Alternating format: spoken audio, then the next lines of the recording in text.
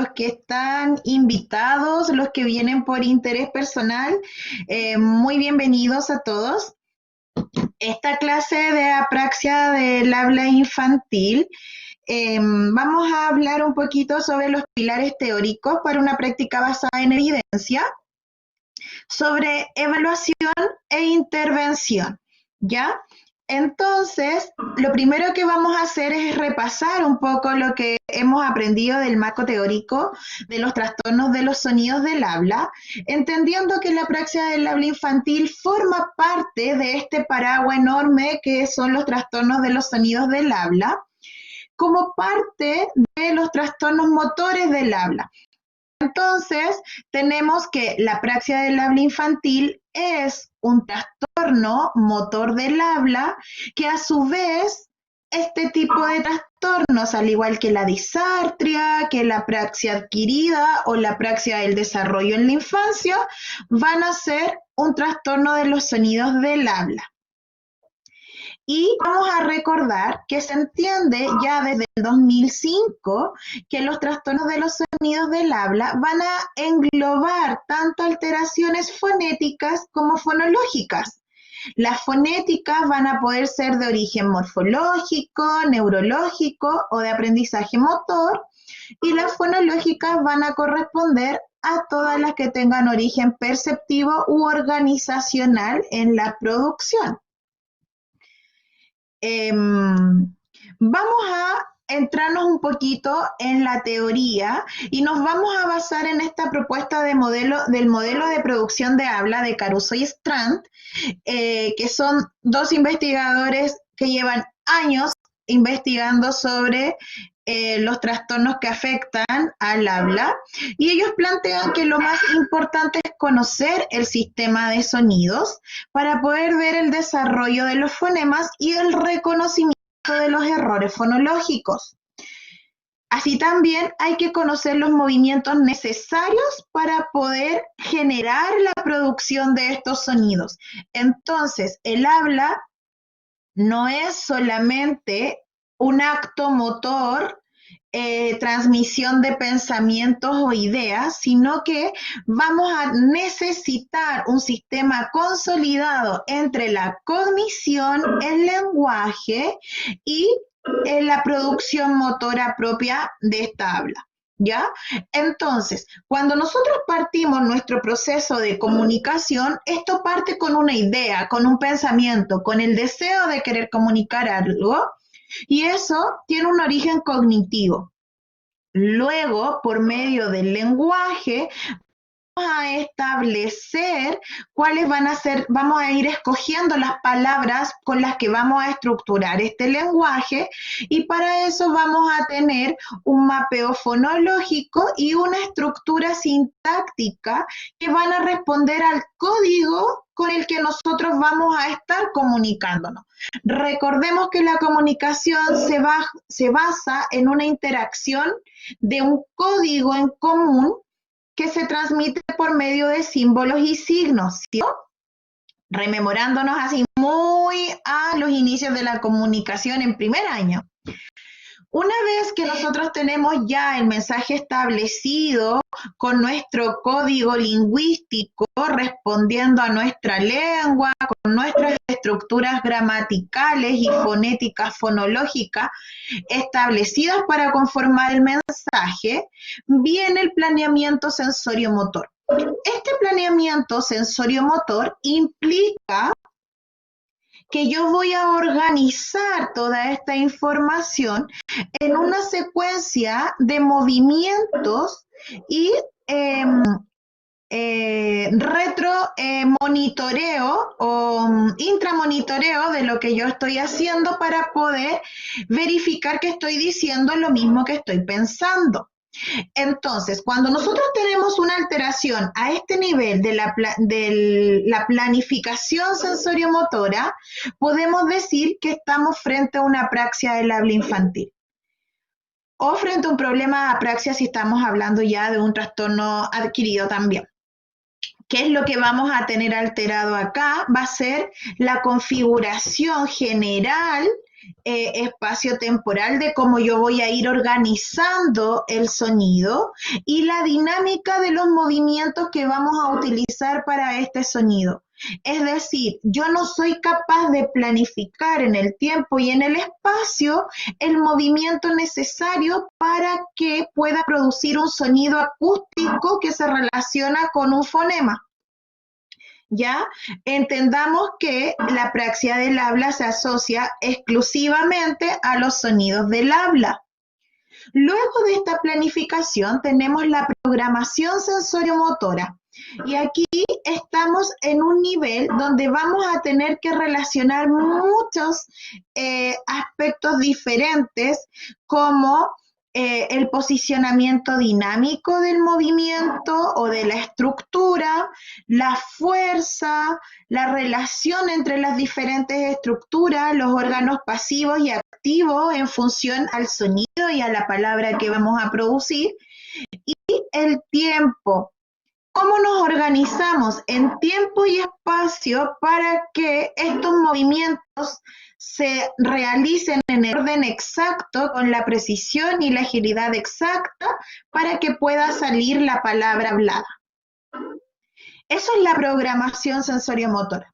Y finalmente, cuando tenemos un problema en esta parte, en lo de el manejo relacional del tiempo con la producción de los movimientos, podríamos estar presente quizás frente a una tartamudez, por ejemplo. Y luego, si el trastorno afecta a la ejecución sensoriomotora, donde nosotros no podemos donde podemos presentar alteraciones en las dinámicas online o en los ajustes online al momento de hablar, vamos a estar frente a una disartria. Entonces, a grosso modo, los trastornos motores orales van a ser de planificación y programación, haciendo referencia a las apraxias, y de ejecución, haciendo referencia a las disartrias. Entonces, para entrar de lleno en las apraxias, un poquito de historia nos cuenta que ya hace más de... me confundí, que ya desde el siglo pasado, hace más de 50 años, existen muchas definiciones. En la historia han aparecido más de 50 definiciones distintas de apraxia, y es muy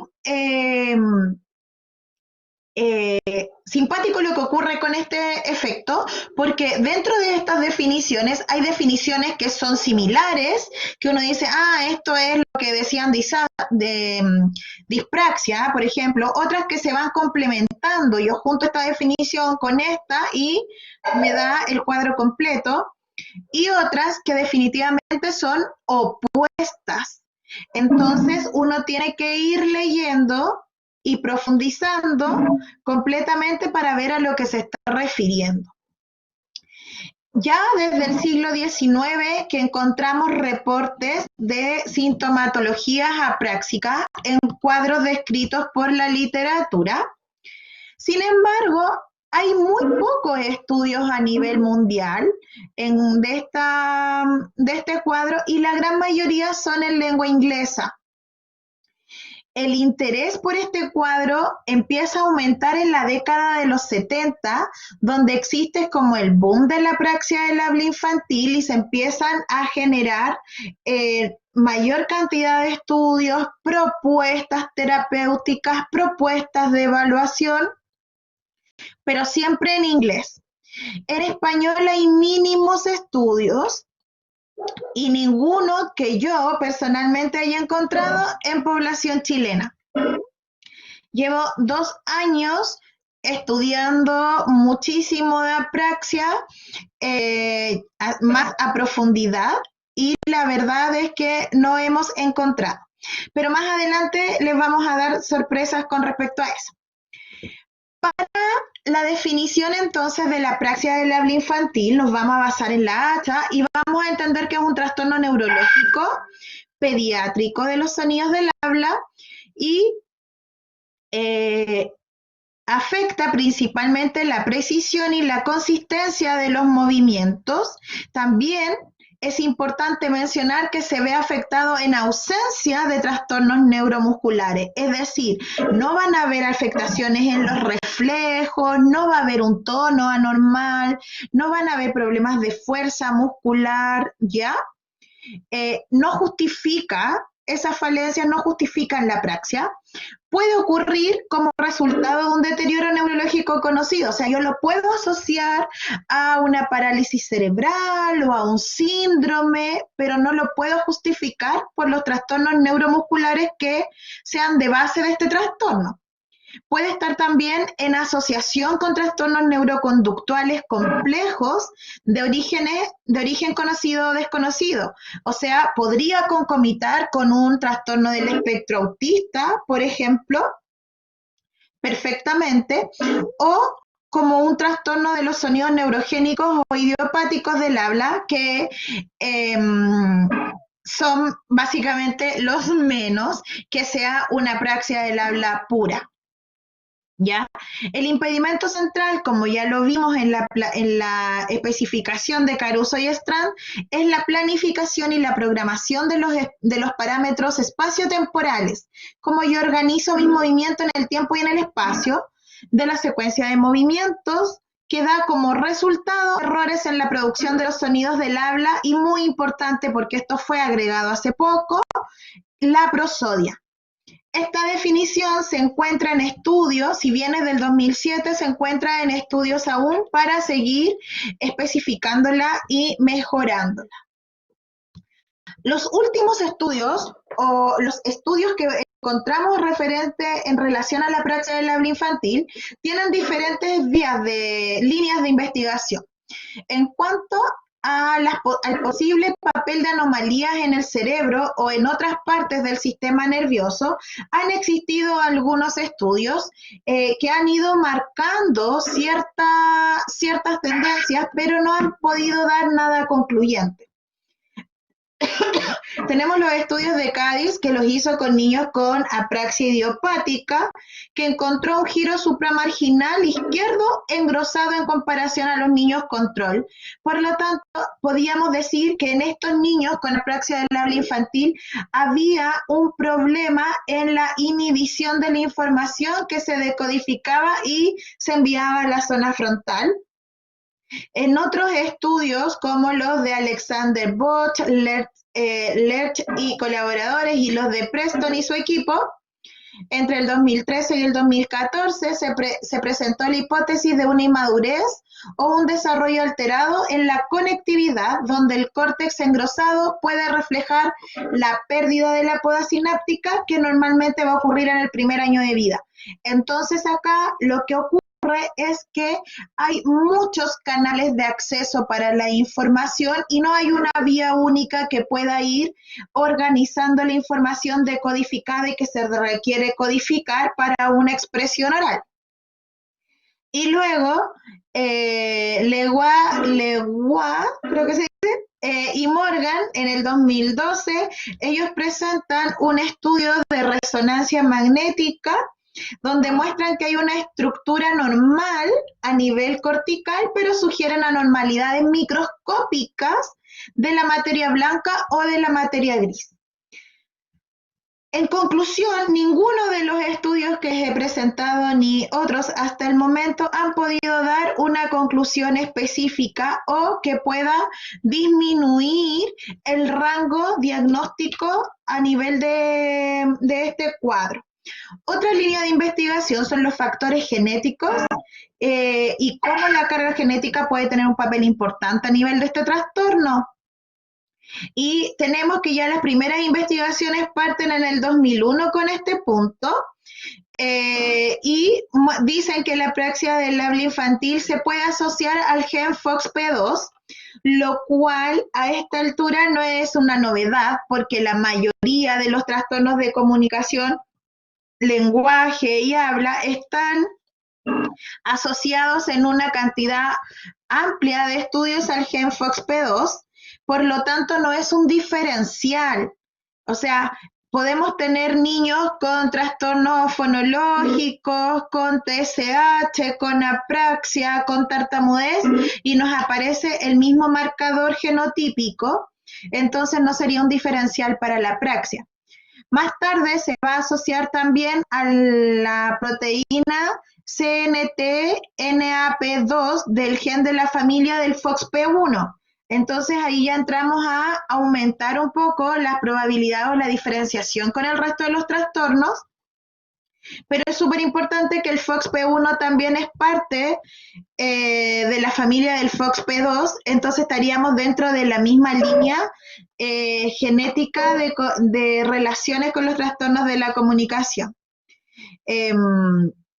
Y encontraron que la apraxia del habla infantil es a menudo un trastorno monogénico, esporádico y genéticamente heterogéneo, con 9 genes asociados. Este es un estudio del 2020 que se hizo en un equipo internacional norteamericano, canadiense y austriaco, donde asociaron 9 genes a diferentes aspectos de la apraxia del habla infantil con una composición de 11 proteínas diferentes. Sin embargo, la conclusión del estudio marca que la representatividad de la apraxia es tan heterogénea que no asociar a un marcador genético específico, sino que solamente hacer relaciones, pero sí aclaran dentro de sus conclusiones que es muy importante continuar con esos estudios porque médicamente podría ayudar al diagnóstico. Y la ACHA ya el 2007 hace estudios y consolidados de reporte para identificar los criterios más específicos y técnicos para poder diagnosticar la apraxia del habla infantil y distinguirlo de otros trastornos comunicativos. Proponen en una primera instancia 4 características de un pool de sintomatología diagnóstica en 2 tareas distintas, o sea, que podamos ubicar este tipo de características, pero en 2 tareas comunicativas diferentes. Actualmente, desde el 2019, se presenta la inquietud de que debieran ampliarse estas características a 7. Vamos a ver las características posteriormente para que puedan entender por qué ampliar, necesitamos ampliarla. Entonces, a modo de conclusión de todas las líneas de investigación que se han hecho en relación a la apraxia del habla, no hay nada concluyente. Podemos seguir, se puede seguir pensando que es un trastorno motor del habla, pero que no tenemos una etiología específica, no tenemos una herramienta de neuroimagen o algún examen para poder diagnosticarla. Por lo tanto, el diagnóstico de la apraxia del habla infantil sigue siendo netamente clínico. Entonces, tenemos que conocer cuáles son las características diagnósticas de la apraxia del habla infantil. Yo les dejo como recomendación algunos estudios sistemáticos que se han hecho con la apraxia del habla infantil, básicamente porque cuando se hacen estudios sistemáticos nosotros podemos leer en un solo artículo un resumen de lo mucho que investigó el equipo de autores y ver las conclusiones a las que se ha llegado con eso y poder orientar mejor un estudio. Así que yo les dejé estos artículos como material bibliográfico, si hay alguien invitado que los quiera tener, lo deja escrito después en su encuesta y su correo. Entonces, ¿cuáles son las características básicas de la apraxia del habla infantil? ¿Cómo las vamos a poder identificar? Súper fácil, o sea, en verdad no, pero son súper claras las características. Lo primero que tenemos que ver es la ininteligibilidad. La apraxia del habla infantil se caracteriza por ser un trastorno severo de la inteligibilidad del habla, presentar un habla distorsionada con errores en la articulación de vocales, por ejemplo. No hay ningún otro trastorno de los sonidos del habla que presente error en la articulación de vocales. Entonces, este puede ser una característica diferencial para poder hacer nuestros diagnósticos diferenciales con otros trastornos, como los procesos fonológicos de simplificación o una disartria. ¿ya? Existe un esfuerzo, un tanteo, un titubeo al hablar, y aquí es súper importante dejar en claro que el esfuerzo es un esfuerzo en la intención comunicativa. Yo quiero hablar, yo le pongo empeño para hablar, no es un esfuerzo físico, porque recordemos que hay ausencia de trastornos neuromusculares. Entonces, yo me esfuerzo en hablar porque tengo la intención de comunicarme. Ensayo y me equivoco, ensayo y me equivoco. Esos son los tanteos. Yo trato, aunque no me salga, y vuelvo a intentarlo. Existen dificultades para producir voluntariamente tanto fonemas aislados como secuencia de fonemas. Sin embargo, es mucho más fácil producir un fonema aislado que una secuencia, porque recordemos que según la definición es un trastorno que afecta la organización temporoespacial. No podemos programar y organizar en el tiempo y en el espacio. Por lo tanto, si no trabajamos la coarticulación, es imposible que podamos definir si hay una secuencia alterada o no. Hay dificultad para la realización de tareas de diadococinesis con sonidos aprendidos, lo cual es súper obvio. ¿Por qué? Porque las diadococinesias son secuencias complejas de alguna manera en cuanto a la ubicación espacial en la cavidad bucal. Nosotros trabajamos anterior, medio, posterior o posterior, medio, anterior con vocal abierta, cerrada o con la misma vocal si fuese más fácil. Entonces, si yo tengo un problema de planificar y programarme en el tiempo y en el espacio y me hacen ir de adelante para atrás, de atrás para adelante en un periodo mínimo de tiempo, en una misma palabra, obviamente vamos a tener dificultades en eso. Hay un aumento del número de errores con el incremento de la longitud del enunciado y eso básicamente sigue la tónica de cualquier trastorno de la producción oral del habla o del lenguaje. Existe una consistencia en los patrones de errores articulatorios y esto es súper, súper importante. Y acá yo los quiero llevar a algo que nosotros en Chile tenemos la fortuna de tener y que no le hemos aprendido aún a sacar el provecho suficiente, que es el TEPROSIF. Cuando nosotros hablamos de patrones articulatorios o errores inconsistentes, tenemos que saber cuáles son las definiciones de los TSH fonológicos, entender cuáles son los patrones de procesos fonológicos que se van a presentar, que el TEPROSIF los presenta muy ordenados, muy concisos, bien explicados. Sin embargo, el TEPROSIF trabaja en base a los procesos típicos de simplificación y la praxia del habla infantil se caracteriza por tener procesos atípicos.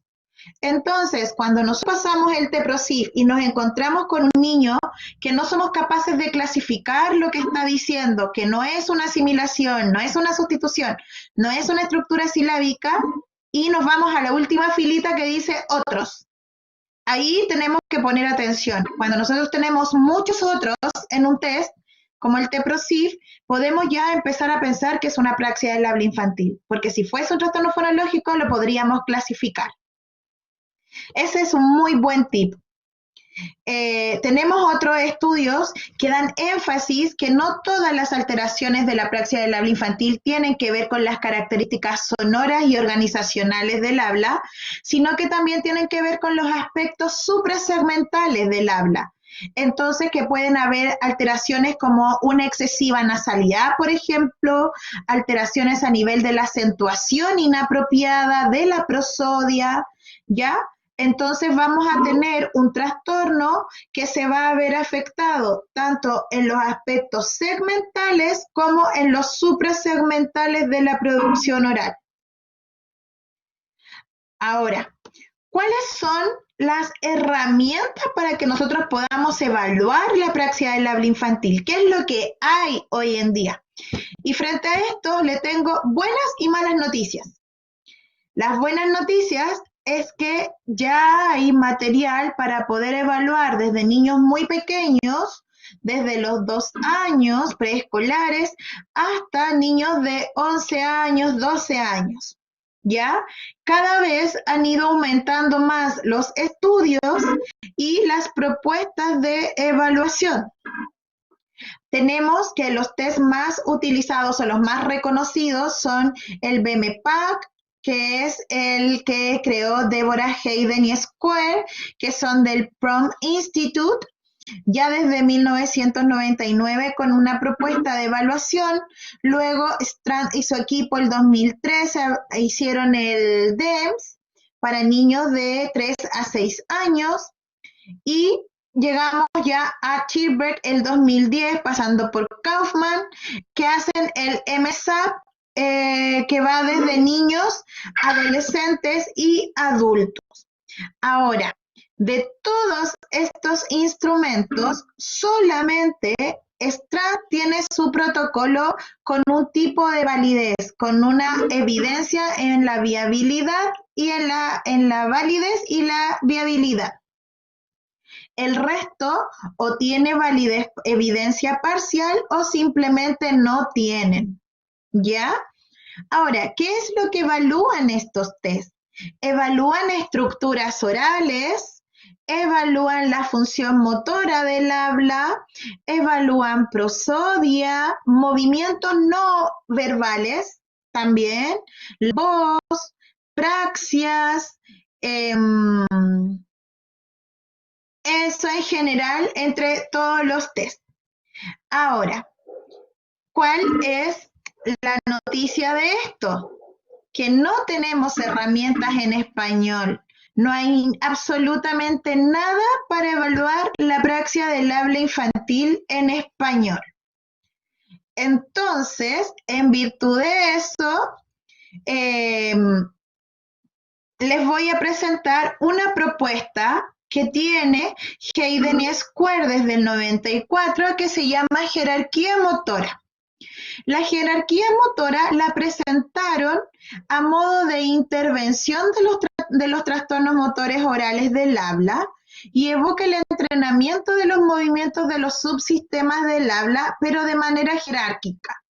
Y este modelo guía tanto la evaluación como la intervención de los desórdenes motores del habla. ¿Qué quiere decir esto? Que nosotros vamos a ir haciendo o vamos a ir guiando nuestra evaluación en base a los diferentes niveles de la jerarquía. El primer nivel de la jerarquía es el tono muscular. ¿Cómo está la musculatura? ¿Tenemos la musculatura suficiente para poder generar la cadena expiratoria de aire para que pueda ser fonada, por ejemplo? ¿Tenemos un tono muscular que nos permita una postura acorde a la comunicación? Y partimos con eso. Luego, la etapa número 2 es el control fonatorio. ¿Estamos produciendo voz de manera correcta? ¿Estamos haciendo los movimientos o las funciones necesarias para poder fonar? Porque podemos decir, es mutismo selectivo, es una praxia no verbal, pero ¿estamos indagando en la capacidad fonatoria? Y luego tenemos el control mandibular. ¿Cómo se encuentra el plano vertical de movimiento? Ahora, por favor, necesito que se fijen en mi cara, si pueden ampliar. Cuando nosotros hablamos de planos de movimiento, el plano vertical va a hacer relación a la apertura bucal. Diferente bibliografía que nos va mostrando cuáles son los niveles de apertura. Ahora, nosotros como fonoaudiólogos tenemos la costumbre de exagerar los movimientos y decir, por ejemplo, dime una A y abrimos la boca como si nos fuéramos a comer un completo. Ahora, aparte de cuando gritamos, ¿cuándo abrimos la boca tan grande para hablar? Si es que no nos estamos quejando. No es una apertura habitual. Entonces, el tener el control mandibular, saber cuáles son los grados de apertura es súper importante. Nosotros tenemos que considerar un grado de apertura, por ejemplo, un mínimo como una I, y un máximo como una A. Cuando nosotros hablamos A, eso es lo máximo que abrimos. Ahora, si nosotros lo queremos llevar a un tamaño, los creadores de TalkTools, por ejemplo, tienen medidores de aperturadores vocales y en la apertura máxima, que sería el grado 4 de apertura correspondiente a la A, es un dedo índice, un dedo. Entonces, y con eso estamos. No necesitamos abrir una boca muy grande, porque los niños con apraxia, una vez que empiezan el movimiento, recuerden, la coarticulación, la continuación de ese movimiento va a ser lo más afectado. Si yo le abro mucho la boca, ¿cómo lo llevo al siguiente movimiento coarticulatorio? ¿Ya? Entonces, los grados de apertura mandibular son 4. Del 1 al 4, parto por la I y el máximo es la A. Luego tenemos la etapa 4, que es el control labiofacial, y este es el plano de movimiento horizontal. Entonces, nosotros tenemos que ver la boca y cómo está el niño. ¿Alguno de ustedes se ha topado con niños que uno dice, hoy sí es tan rico, está súper feliz, está todo el día riéndose, y son niños que andan así todo el tiempo? Y uno le dice, ¿cómo estás? Bien, ¿quieres esto? No. ¿Cómo te llamas? Y se llama, no sé, pues Tomás. ¿Cómo te llamas? Tomás. Y no salen de esa retracción labial. Tenemos que pensar entonces y evaluar, ¿ese niño tiene un control del plano horizontal de movimiento o está en un punto de fijación que no le permite protruir de manera voluntaria rápidamente? O decimos, ¿tú eres feo? No, eres lindo. Y se quedan ahí con la protrusión y no logran hacer la retrusión inmediata. ¿Ya? Eso hay que poner también mucho ojo, cómo vemos que se mueven los labios, la cara de nuestros niños. Y fíjense dónde estamos, en la etapa número 5. Y recién viene el control lingual, que generalmente es por donde uno parte la evaluación. Y el control lingual no podemos pensarlo en súper inferior como lo hacemos a grosso modo. La lengua sube, a ver, ya puede hacer la R, tiene un frenillo lingual adecuado, ya tiene capacidad de vibración, aunque no vibre, podría tener la capacidad. Pero ¿qué pasa con los movimientos mixtos? La lengua tiene planos de movimientos múltiples, antero-posterior.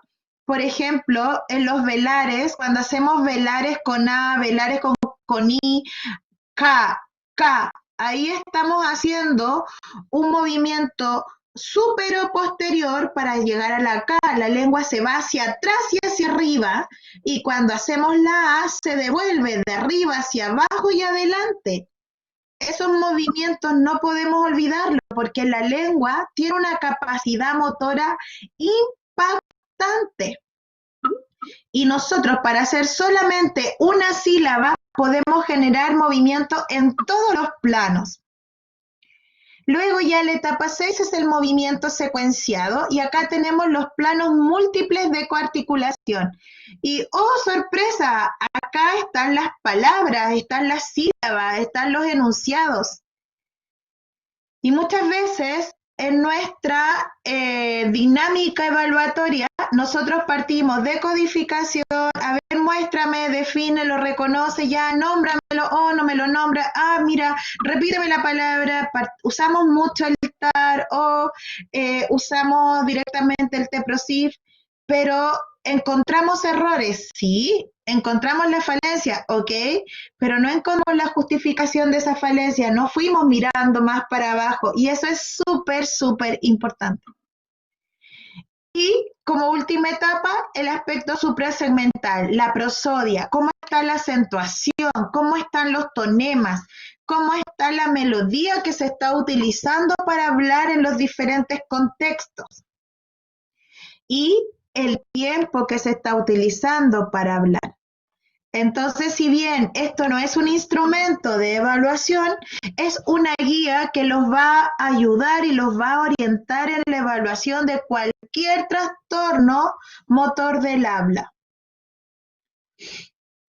Ahora, como sorpresa, les quiero contar que junto a un grupo de estudiantes de quinto año de la Escuela de Fonoaudiología de la UCCH, hicimos desde el 2019 un estudio para generar un checklist de pesquisa de la apraxia del habla infantil, que actualmente se encuentra en proceso de publicación, porque estas estudiantes que partieron su investigación como tesis de pregrado, ahora ya somos un equipo consolidado de investigación y lo vamos a publicar.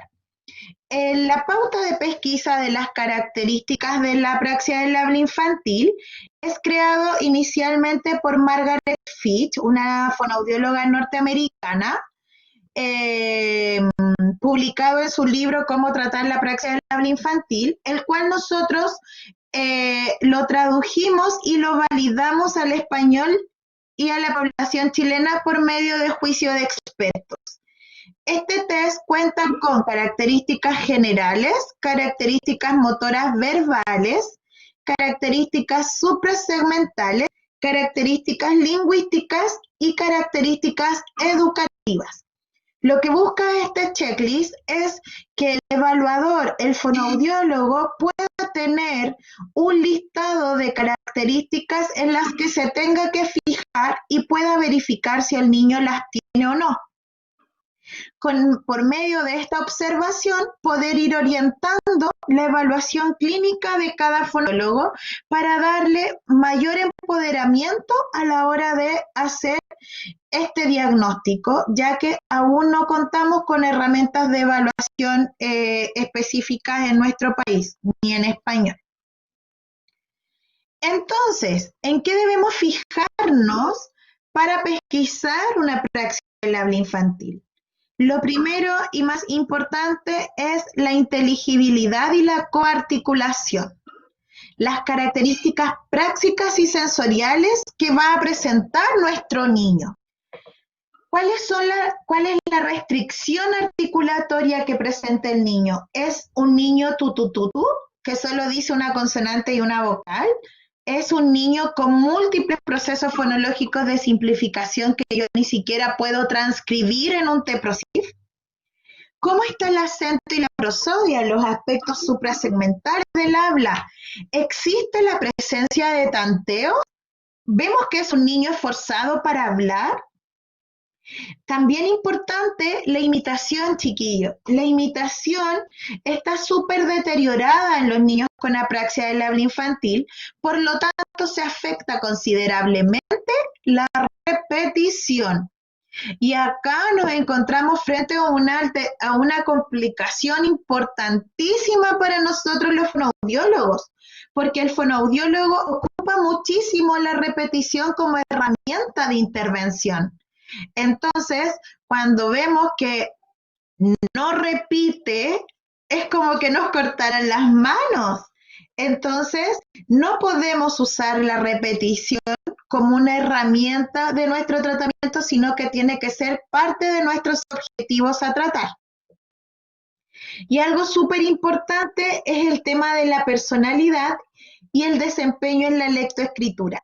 Ya existe evidencia y hay estudios que dicen que los niños con apraxia del habla infantil presentan afectaciones a nivel del proceso lectoescrito, lo cual no es de extrañarse si pensamos que la lectoescritura es una vía también de decodificación y codificación lingüística. Así como nosotros escuchamos y hablamos, leemos y escribimos, es otra vía de comunicación que puede presentar los mismos problemas. Y la personalidad. Esto es súper importante tenerlo en cuenta, pues hay niños que al ser tan consciente de sus dificultades, de querer comunicarse, de querer intentar, de estar esforzándose constantemente, se frustran. Y esta frustración puede estar acompañada de bullying, puede estar acompañado de rechazo familiar o de retos familiares, puede estar acompañado de un aislamiento social por timidez, por vergüenza. Entonces vamos a encontrar niños que les va a costar tanto relacionarse con el medio, que van a preferir, por ejemplo, si me cuesta mucho jugar con los juguetes porque no logro organizarme, porque aparte de la praxia del habla tengo una praxia generalizada, una dispraxia motora, entonces tengo un juguete que ese sí lo manejo y lo manejo bien, me quedo con ese. ¿Para qué probar con los otros si ya no me funcionan? O, pucha, yo trato de hablar, trato de hablar, trato de hablar y no me resulta, entonces ¿para qué voy a seguir hablando? O cuando yo hablo, bajo la mirada, porque si miro a los demás me da vergüenza porque sé que se van a reír de mí. Entonces, podemos encontrar características dentro de la personalidad o de la conducta del enfrentamiento social que nos lleven a hacer diagnósticos apresurados y confundirlos con otros trastornos que sean más restrictivos de la comunicación social, más que esto que es por una frustración, por una intención comunicativa que no se ha podido desarrollar.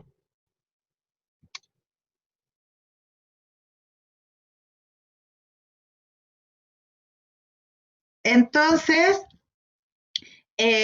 bueno, decía que teníamos que conocer estas diferencias y no olvidarnos nunca que el habla no es solo un acto motor aislado, sino que también es un acto social, un acto cognitivo, un acto afectivo.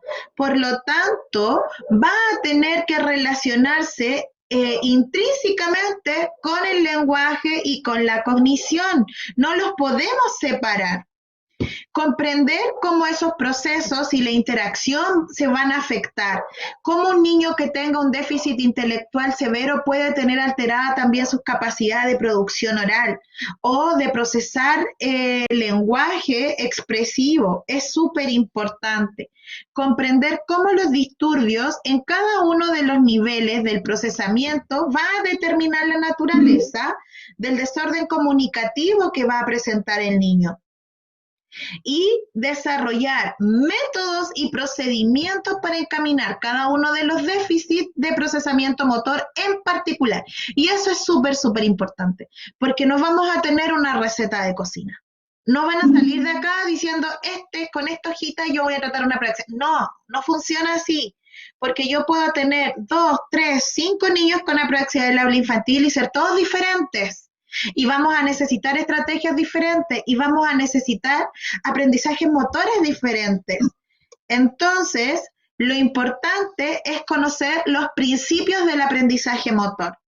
Si yo manejo los principios del aprendizaje motor, voy a poder analizar el caso, voy a poder mirar a mi paciente y decir, este niño necesita más feedback o necesita más feedback, tengo que bajar el feedback, tengo que cambiar la estrategia, pero necesito conocer eso.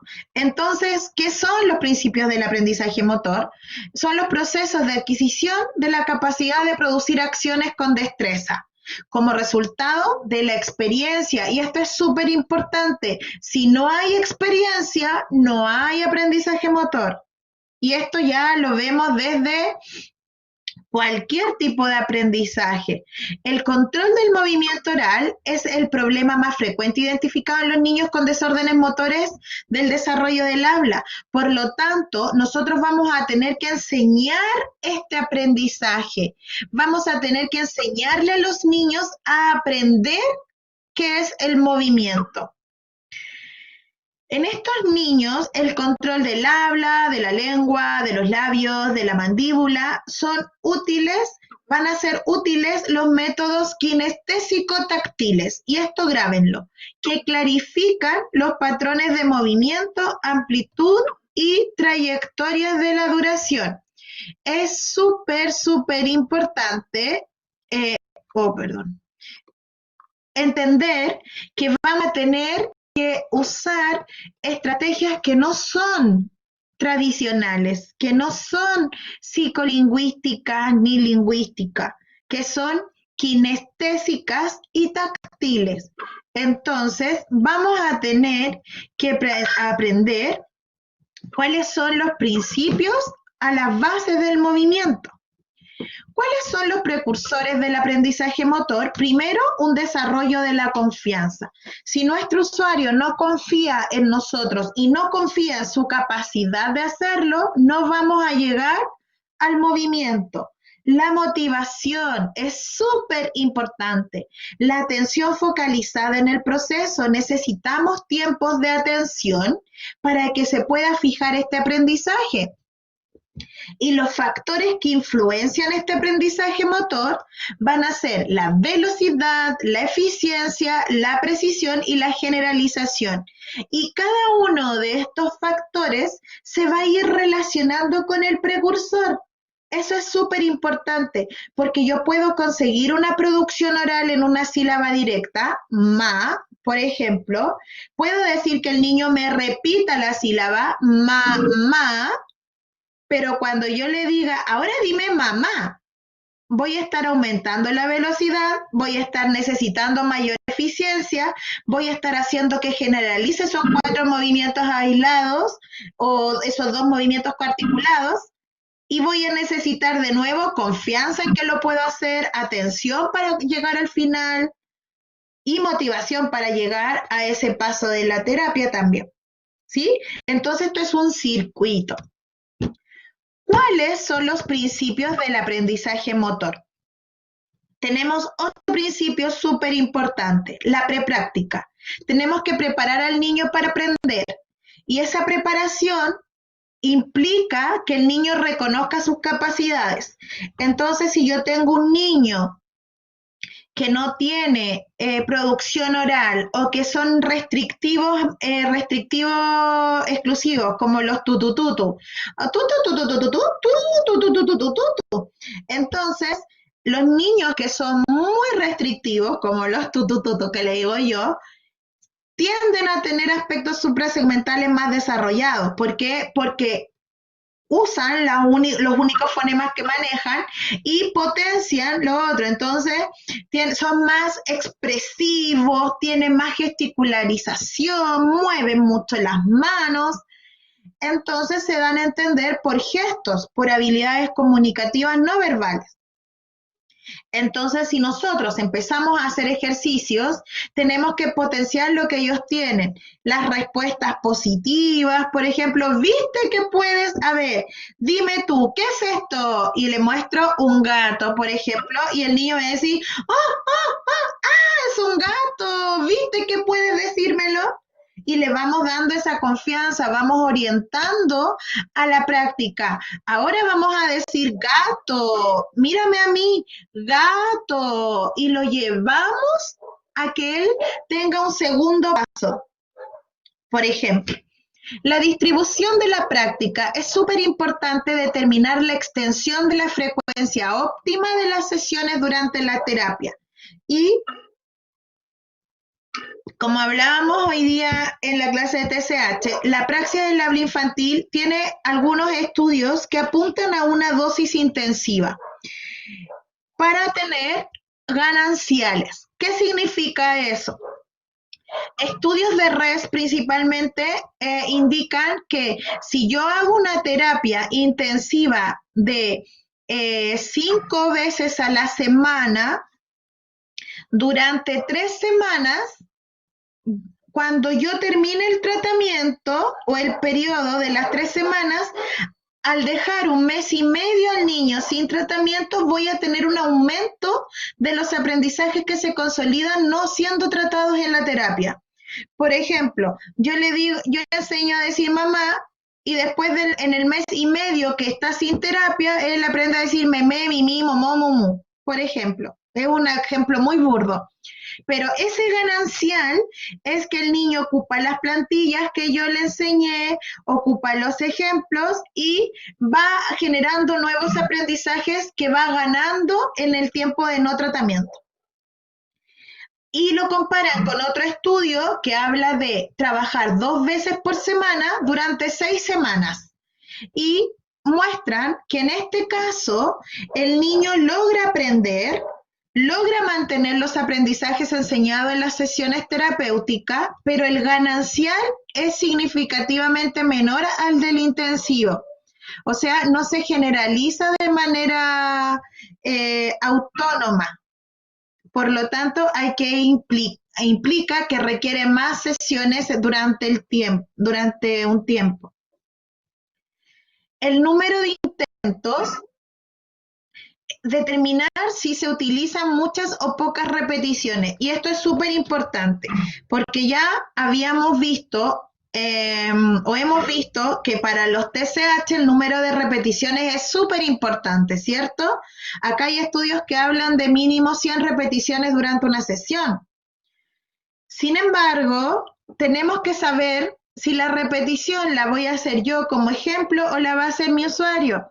Entonces, ¿cuántas veces yo le pido que repita? ¿Cuántas veces le doy el ejemplo?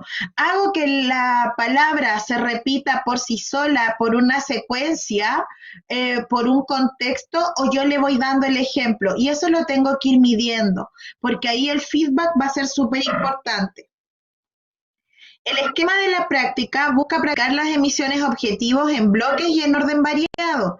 Entonces yo tengo que decidir cuál va a ser mi palabra objetivo, cuántas palabras objetivo voy a utilizar, cómo las voy a utilizar y si las voy a ir variando o las voy a mantener. Hay propuestas terapéuticas que hablan de 5 a 15 palabras objetivo y hay otras propuestas terapéuticas como PROM, por ejemplo, que hablan de una palabra única, máximo 3, dependiendo de la capacidad del niño. Entonces, tenemos que saber muy bien frente a qué programa o frente a qué base teórica estamos basando nuestro tratamiento. La variabilidad de la práctica implica que hay que variar la producción. Entonces, vamos a variar la producción en acento, en prosodia, en volumen, en tono. Vamos a hacer que el niño por medio del juego vaya repitiendo muchas veces de manera diferente para que podamos ir ganando distintos canales. La frecuencia de feedback, acá también es importantísimo determinar si el feedback se ofrece de manera frecuente y permanente o lentamente y discriminadamente. O sea, yo voy feedback a todo lo que el niño me va diciendo o voy dándole espacio para ir verificando si ese aprendizaje ya se está consolidando o tengo que modificar la estrategia kinestésica que le estoy dando.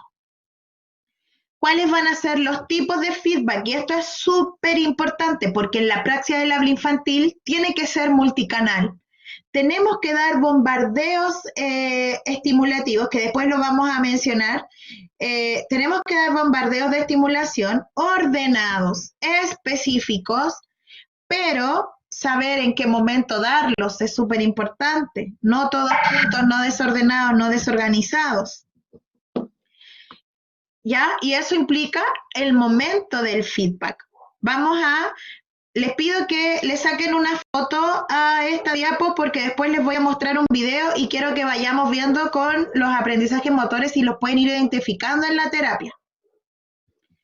Las bases para los tratamientos de los trastornos motores orales del habla van a ser entonces terapias intensivas. El objetivo final va a tener que ser la precisión y la agilidad. No nos podemos quedar en una palabra. Siempre nuestro objetivo final, nuestro objetivo general debe ser que el niño sea capaz de conversar,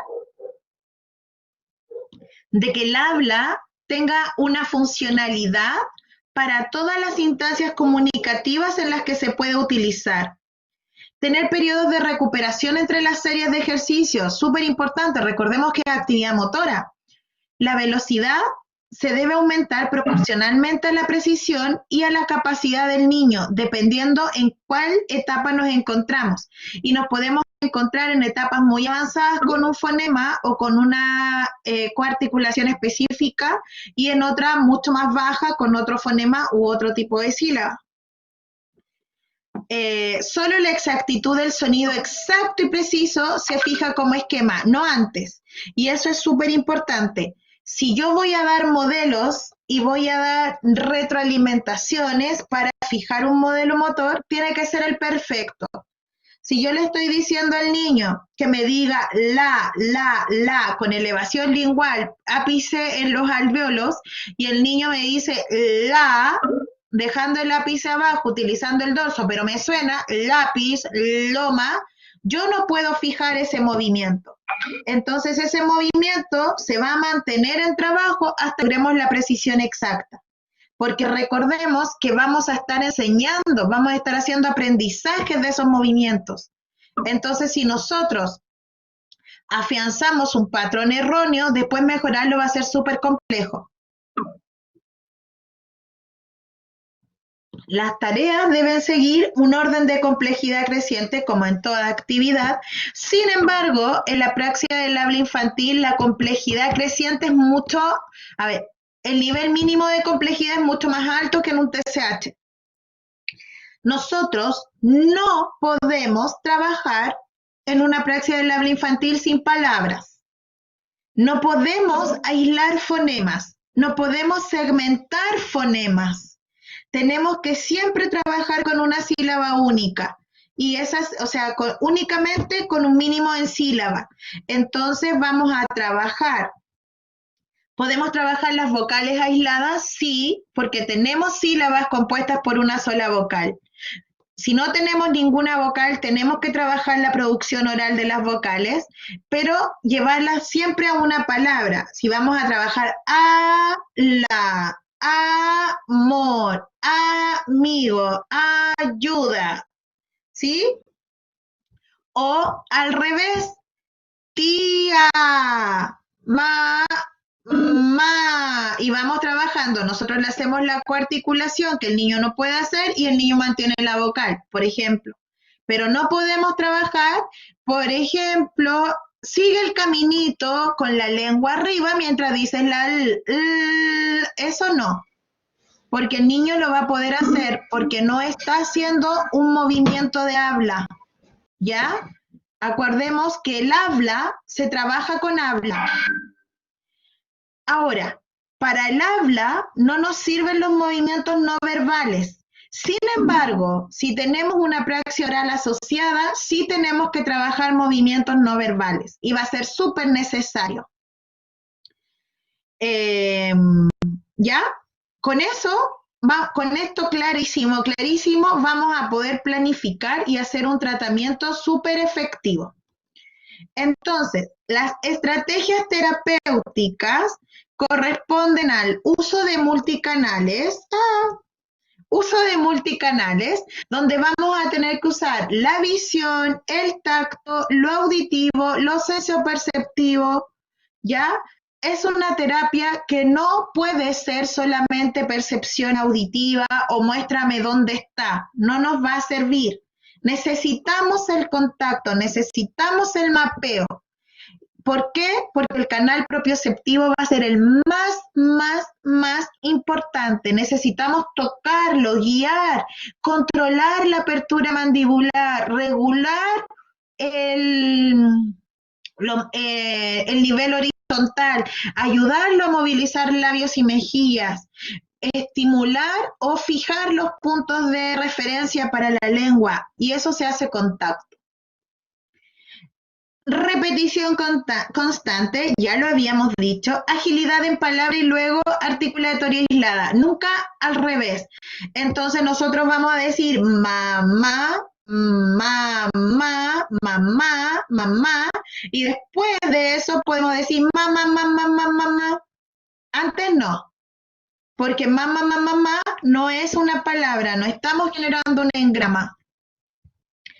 Tenemos que tener en cuenta los aspectos suprasegmentales y yo aquí, de autoría propia, les puse tener en cuenta la jerarquía motora del habla. A lo mejor no usar la jerarquía motora de PROM propiamente tal, pero sí tener en cuenta que tenemos que ver los niveles básicos para el habla, que antes de que el niño diga una palabra, tiene que haber un control lingual, un control mandibular, un control labial, un control fonatorio y un control postural. Y todo esto lo vamos a necesitar para la conversación. Esa va a ser nuestro último eslabón. No nos podemos quedar con que el niño articule o diga una palabra. El niño necesita conversar. El ser humano no anda diciendo palabras porque sí. Entonces, la función del habla es conversar. ¿Ya? Entonces, estrategias para la estimulación, estrategias de entradas táctiles y entrenamiento motor. Acá vamos a ver diferentes estrategias. Vimos que el tratamiento que íbamos a ver era kinésico táctil. Entonces, ¿qué se les ocurre a ustedes que podrían hacer estrategias directas e indirectas en el entrenamiento kinésico táctil? ¿Qué se les ocurre?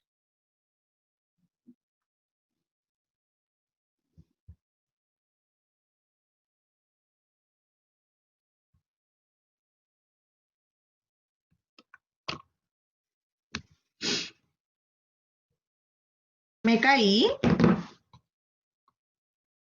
Estoy.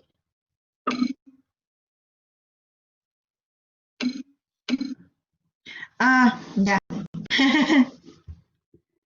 ¿No se les ocurre ninguna estrategia? Entonces, a ver, vamos a hacer una pregunta súper simple. Cuando un kinesiólogo, tenemos uno infiltrado, pero tenemos al pibe aquí que nos ayude. Cuando un kinesiólogo le quiere enseñar a caminar a un niño, ¿qué hace con ese niño? Si le quiere enseñar a caminar.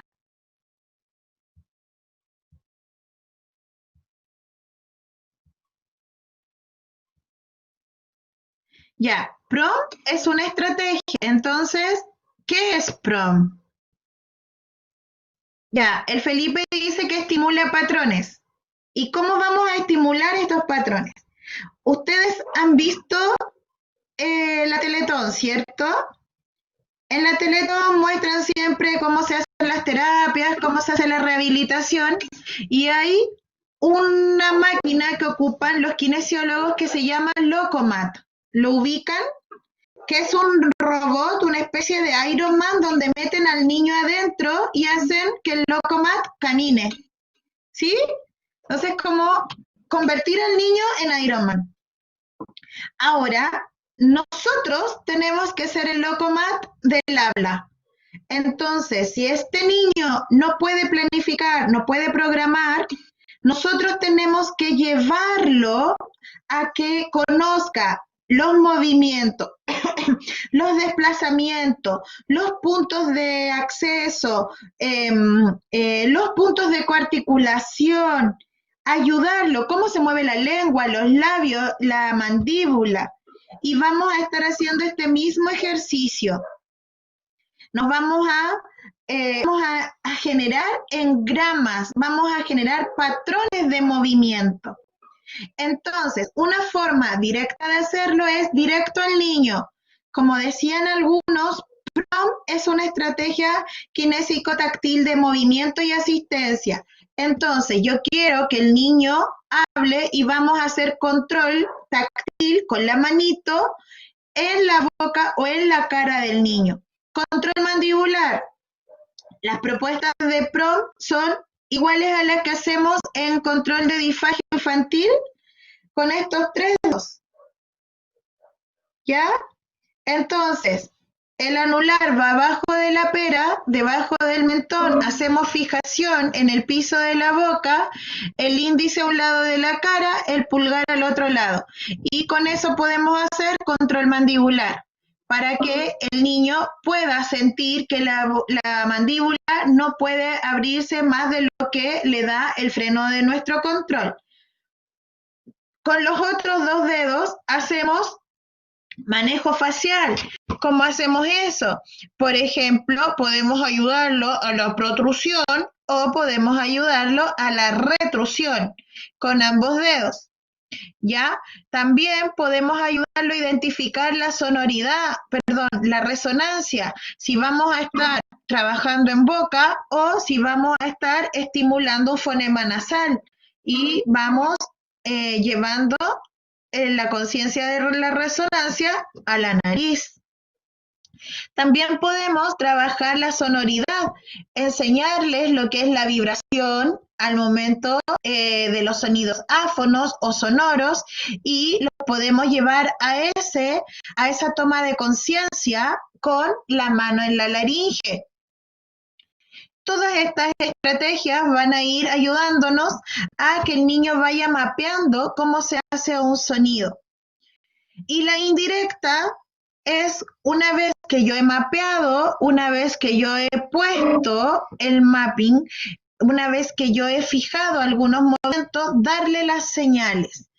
Entonces, ahí aparecen otras estrategias como multigestos, por ejemplo, como los facilitadores visuales, que ustedes pueden tener o una certificación específica como multigestos o pueden tener sus propios facilitadores como yo.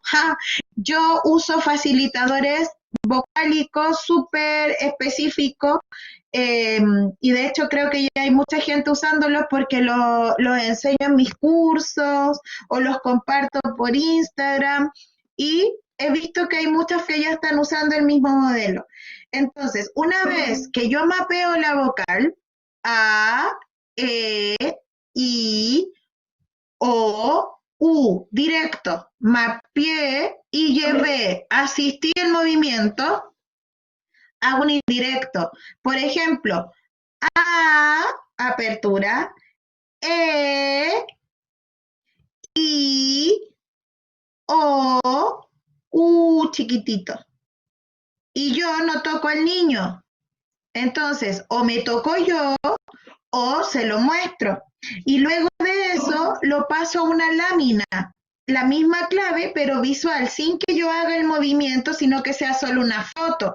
Seguimos con apoyo visual y se fijan que solo en una actividad como decir las vocales ya tengo propioceptivo táctil cuando hago la ciencia, tenemos propioceptivo visual cuando hago el movimiento pero no lo toco, tenemos visual cuando muestro la lámina y auditivo cuando yo voy repitiendo todo el rato, ¿sí?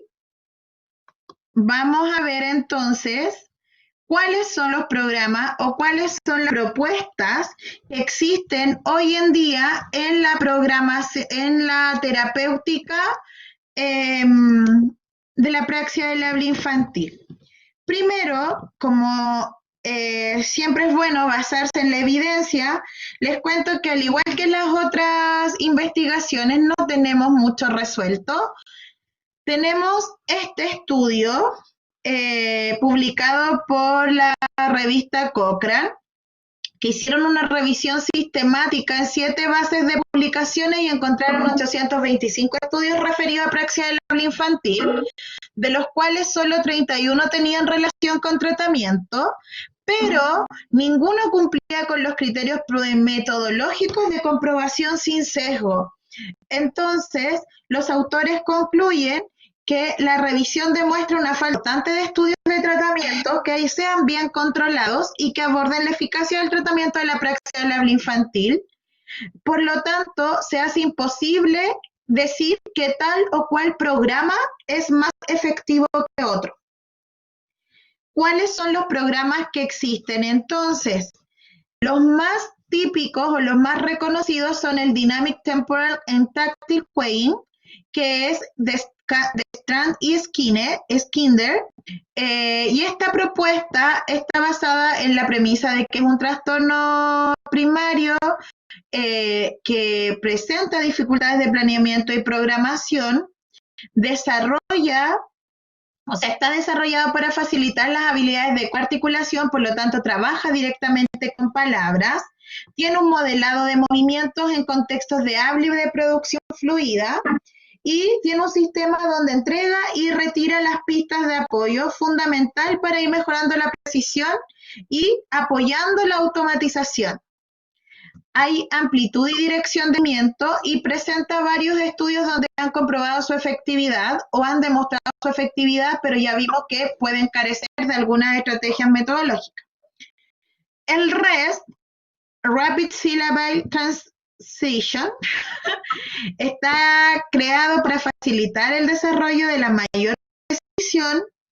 Este no solo trabaja con palabras, sino que también trabaja con pseudopalabras que se van incorporando dentro de frases y está recomendado, sí, para apraxias de leve a moderada, para niños que no tengan problemas de atención, porque es un trabajo de mesa muy estructurado y trabaja los principios del aprendizaje motor con una práctica intensiva de 100 repeticiones por sesión.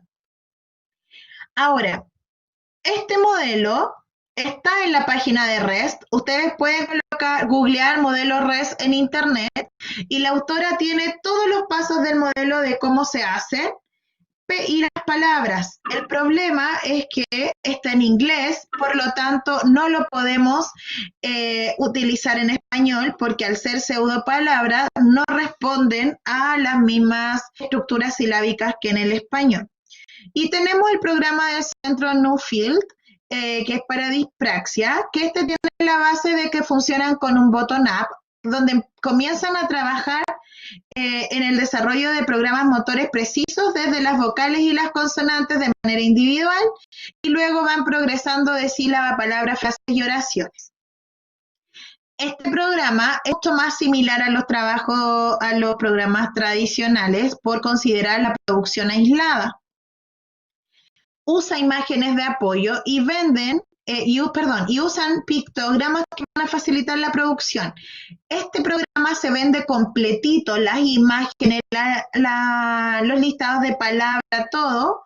Sin embargo, también es inglés, por lo tanto, modificarlo al español es súper difícil porque, por ejemplo, una de las primeras láminas es cat o dog, y nosotros, esas palabras son bisilábicas y perro tiene vibrante múltiple, por lo tanto, no las podemos traspasar hacia nosotros. Tenemos PROM, que es una estrategia que significa Restructuring on Muscular Phonetic Target, donde lo que quiere hacer PROM es proponer una maniobra para fonemas de diferentes idiomas, y para cada uno van a especificar diferentes movimientos. Entonces, lo que ha hecho PROM es dar una muestra, un parámetro que le ayude al niño a identificar la altura mandibular, la contracción labiofacial, el movimiento lingual, la tensión muscular, la duración de ese movimiento y el manejo de la columna de aire a nivel de la válvula laríngea nasal para ver la sonoridad y la resonancia, y para eso también ocupan la jerarquía motora. Esta estructura tiene certificación internacional, se debe estudiar en el idioma en el que uno trabaja, a diferencia de los otros que uno lo puede estudiar en inglés, aunque no sea el mismo inglés de tu país. En nuestro caso no nos sirve mucho, pero la base teórica sí nos va sirviendo. PROM se tiene que estudiar en el idioma preciso. En Chile tenemos CLAP. CLAP tiene un programa especializado para la apraxia del habla infantil. CLAP es un programa creado por la fonoaudióloga chilena Verónica Parra, que tiene más de 20 años de experiencia trabajando con los trastornos de los sonidos del habla, y ya hace más de 10 tiene una sistematización de los procedimientos con los resultados efectivos que ha ido teniendo. ¿Y en qué basa Verónica Parra su tratamiento? Primero, en un aprendizaje en contexto lúdico, y eso es súper importante porque hay estudios que demuestran que si bien el aprendizaje motor se hace por repeticiones, cuando hay un aprendizaje de cualquier tipo en un contexto lúdico, entretenido, dinámico, de alto impacto emocional, vamos a tener un aprendizaje mucho más rápido. Se basa también en el aprendizaje sensorio-motor, por lo tanto, usa secuencias de estímulos sensoriales decrecientes. Ella hace el uso del multicanal, partiendo de más canal a menos canal según lo va necesitando el niño. Usa el bombardeo multisensorial. eh, Hace la intensificación de los aspectos fundamentales para cada fonema, dependiendo cuáles son las potencialidades y las barreras que vaya teniendo el niño, e incluye, como en el resto de los programas CLAP, parte fundamental la agilidad articulatoria, que de los programas que están preestablecidos, que vimos que presentan evidencia, no aparece ese tema más que a nivel conversacional. Uno de los problemas que presenta CLAP es que no ha generado evidencia. A pesar de llevar tantos años y de estar tan bien sistematizado, no tenemos artículos publicados ni literatura que pueda validar CLAP. Entonces, como dice este monito aquí, tenemos las noticias porque hemos creado un equipo de investigación entre la Facultad de Salud de la Universidad Católica Silva Enrique y CLAP, donde vamos a empezar a validar y publicar la metodología CLAP para que sea un programa de intervención chileno en español y que sea válido para la praxis del habla infantil y todos los TCH con los que trabaja CLAP.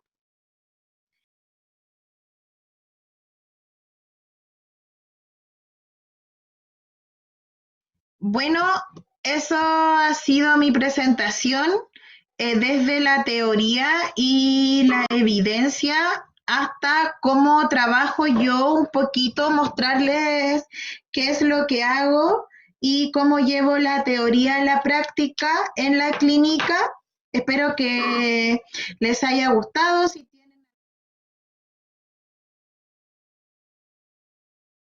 tienen...